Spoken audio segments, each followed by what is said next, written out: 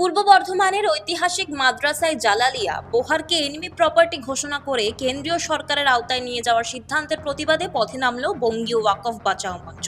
মঙ্গলবার জেলা শাসকের দপ্তরে অনুষ্ঠিত হয় সুবিশাল মিছিল ও ডেপুটেশন কর্মসূচি। জেলার বিভিন্ন প্রান্ত থেকে বিপুল সংখ্যক মানুষ এতে অংশ নেন। জেলা শাসকের হাতে তুলে দেওয়া হয় একটি স্মারকলিপি। সেই সঙ্গে জমা পড়ে প্রায় 5,000 মানুষের গণস্বাক্ষর, রেশন কার্ড, মৃত্যু সনদ এবং একাধিক সরকারি নথি। সংগঠনের চেয়ারম্যান এবং কলকাতা হাইকোর্টের আইনজীবী অ্যাডভোকেট মোহাম্মদ মুরসালিন ফারহান বলেন, মাদ্রাসায় জালালিয়া পশ্চিমবঙ্গের অন্যতম প্রাচীন একটি শিক্ষা প্রতিষ্ঠান। 22,000 ওয়াকফ এস্টেটের অন্তর্গত এই প্রায় 260 বছরের ঐতিহাসিক মাদ্রাসা এবং কুতুবখানায় জালালিয়া বাংলার শিক্ষা ও সংস্কৃতির এক গুরুত্বপূর্ণ ঐতিহ্য বহন করে চলছে।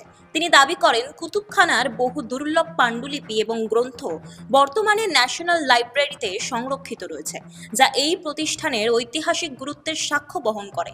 তার অভিযোগ, শতাব্দী প্রাচীন এই প্রতিষ্ঠানকে এনিমি প্রপার্টি হিসেবে চিহ্নিত করা উদ্বেগজনক। প্রশাসনের মাধ্যমে রাজ্য ও কেন্দ্রের কাছে দাবি জানানো হয়েছে, অবিলম্বে সিদ্ধান্ত পুনর্বিবেচনা করে ঐতিহাসিক প্রতিষ্ঠানটিকে সংরক্ষণ করতে হবে এবং হেরিটেজ মর্যাদা দিতে হবে।